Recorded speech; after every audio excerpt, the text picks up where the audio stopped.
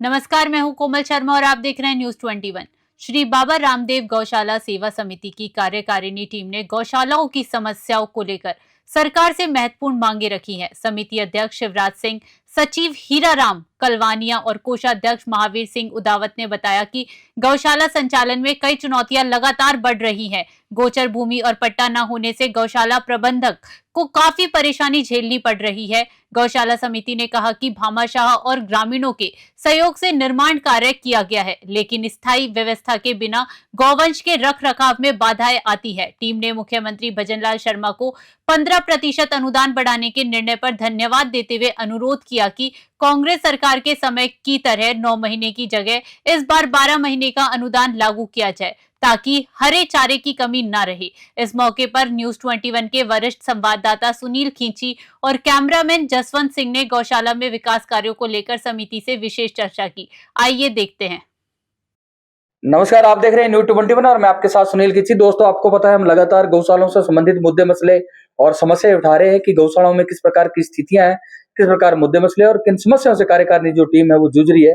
आज हम श्री बाबा रामदेव गौशाला समिति कोटड़िया के अंदर है और कालेठड़ा के अंदर है और यहाँ के जो अध्यक्ष कोषाध्यक्ष हमारे से लाइव तस्वीर न्यूज 21 चैनल के माध्यम से जुड़े हुए हैं, उनसे खास बातचीत करते हैं कि कब से इस गौशाला की स्थापना हुई है और कब से जो महावीर सिंह जी है वो इस गौशाला में अपनी सेवा दे रहे हैं, किस प्रकार की स्थितियां हैं, क्या मुद्दे मसले हैं, क्या समस्या है। सर, पहले तो हमारे चैनल में आप स्वागत है आपका। मैं बहुत बहुत धन्यवाद देता हूँ कि आप गौशाला के बारे में, गौवंश के बारे में रुचि लेते हैं। इसके लिए मैं आपको बहुत बहुत धन्यवाद देता हूँ सुनील जी, और आपके इस चैनल पर भी मैं धन्यवाद देता हूँ। जैसे ये मेरे कालेठड़ा गांव में गौशाला है, वो मतलब 2012 से हमने थोड़ी थोड़ी करके शुरुआत की थी और फिर ये जो मतलब ऐसे चलाते रहे। फिर बाद में 2014 में हमने रजिस्ट्रेशन करवाया। रजिस्ट्रेशन करवा करके फिर जो इसको ढंग से चालू किया। फिर भी जो ये कहीं से पैसा मांग के लाते थे, कैसे भी करके चलाते थे, सरकार से वो इतने कोई वैसा उस वक्त हमारे को मतलब कोई सहायता नहीं मिल रही थी। 2018 में हमको अनुदान मिलना चालू हुआ 3 महीने का। तब से कुछ 3 महीने का आता था और 12 महीने काम चलाते थे। अब क्या है कि सरकार क्या करती है कि मतलब गौशालाओं को पैसे समय पर नहीं देती है और पैसे भी कम देती है, और 3 महीने के बाद में फिर गौशाला वाले संगठन करके और राज्य स्तर पे, प्रदेश स्तर पे बड़े बड़े पदाधिकारी हैं, उन्होंने आगे मंत्री गोपाल मंत्री जितने भी हैं, बाद में बना गोपाल मंत्रालय। तो फिर बाद में उनको यह क्वेश्चन हमारी समस्या है पुटअप की, उनको बताइए क्या है क्या नहीं है, इतने पैसे में काम नहीं चलता है। तो फिर बाद में है जो मतलब इन्होंने 6 महीने का अनुदान देना चालू किया। फिर कुछ साल बाद में 9 महीने का, अभी 9 महीने का मिल रहा है। तो अभी जो मिल रहा है वो भी कम मिल रहा है। अभी कितना आया, कितने गौवंश है, कितना अनुदान आया आपके पास? अभी तो हमारे पास में तो मतलब जैसे गौवंश तो हमारे पास 253-60 के लगभग है। ये जो अनुदान आया है ना वो 244 का आया है। और कितना आया है? करीब 14 लाख रुपए आए हैं। अच्छा, हाँ। तो बात करते हैं सर, 99% गौशालाएं गोचर भूमि में, हाँ। उनका अतिक्रमण हटा के वो जमीन गौशाला का, ये बड़ा एक विचित्र मामला है क्योंकि ये जो धन है, गौ माता है, गौवंश है, ये क्या है, इनको चाहे बादाम खिलाओ आप यहाँ, ये इनका शारीरिक विकास नहीं होगा। इनके लिए गोचर भूमि की जमीन चाहिए। ये घूम के क्या है कि उनका आर्थिक जो मजबूती होती है। तो ये जमीन नहीं होने की वजह से हम दूसरा गोचर भूमि होने की वजह से हमको सरकारी किसी भी कोई मतलब सहायता नहीं मिल सकती ज्यादा, क्योंकि निर्माण करना है और करना है। ये तो क्या करते हैं, जैसे हमने बाहर से कहीं से ला करके दानदाताओं से ये करके थोड़ा थोड़ा करके इनका काम भी चलाते हैं गौवंश का, और ये शेड की वगैरह है, और ये भी किया है। और मेरे को क्या है कि मतलब ये मतलब एक भावना, इसलिए मैं ये गौ सेवा में लगा हूँ। और उसके बाद में जो मतलब वृक्ष लगाना मेरी बहुत अच्छी रुचि है। तो मैंने पहली प्राथमिकता तो मैंने शुरू से आदमी जब गौशाला स्टार्ट की तो तब से मैंने ये पेड़ लगाना आपको दोस्तों आपको हम इनके जो गौशाला के अंदर जो पेड़ लगाए हुए हैं उनके भी व्यू दिखाएंगे, पूरे पेड़ों की, पूरा पेड़ लगाए हैं उसका भी व्यू दिखाएंगे आपको। हाँ, तो पेड़ लगाए हैं मैंने अभी हर साल है ना, हर साल लगाते हैं नए पेड़ लगाना करना। और तो इसमें भी क्या करते हैं कि जैसे अभी भी मैंने गौवंश के लिए मतलब ऊपर लगाए हैं बहुत सारे, आप देखना जरा क्या क्या है क्या नहीं है।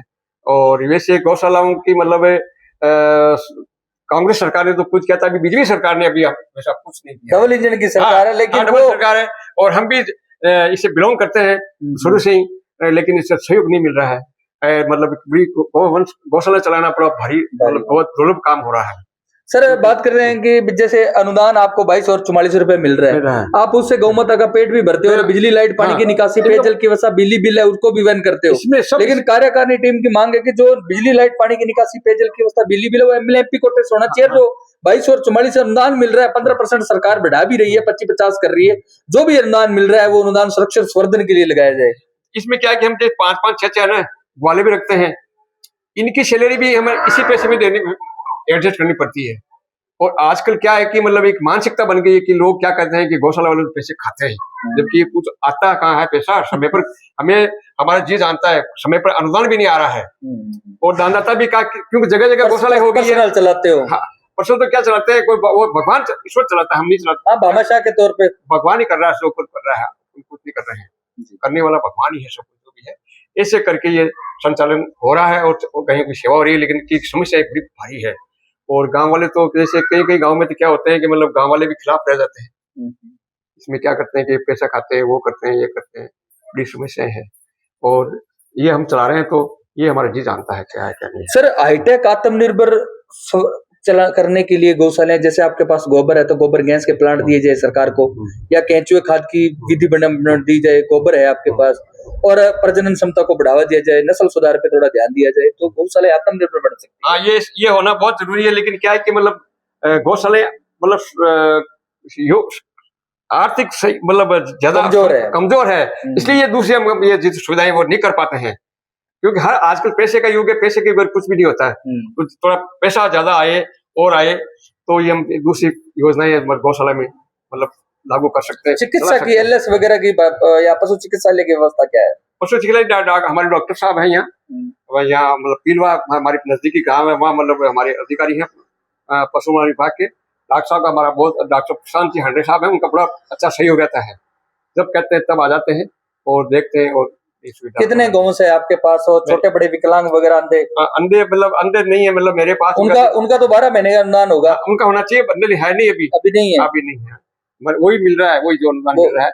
और मेरी गौशाला में कम से कम 253 गौवंश है, ठीक है, मतलब अकॉर्डिंग मतलब ये डॉक्यूमेंट्स में, और वैसे क्या 5-10 ज्यादा रहते ही है। एक कार्यकारिणी टीम की मांग है कि जो गोपालन विभाग है वो एक जो डॉक्यूमेंट वेरिफिकेशन है उसमें अडलीकरण बहुत ज्यादा है, तो उसमें कम सरलीकरण करना चाहिए। अब क्या करता है कि जैसे नागरिक क्या करने चाहिए कि मतलब इसमें वो टैग लगाओ और ये करो और वो करो, भौतिक सत्यापन करो, और तो इसमें क्या टैग लगाना, नागरिक गोवंश को टैग लगाना बहुत बड़ी मुश्किल काम है। हम इसीलिए लगा हमको क्या पैसा देना पड़ता है, 5-5 आदमी जो ये होते हैं ना लगाने वाले, बागरिया या तो या दूसरे होते हैं, उनको लाना पड़ता है, उनको पैसा देकर के फिर वो लगाते हैं,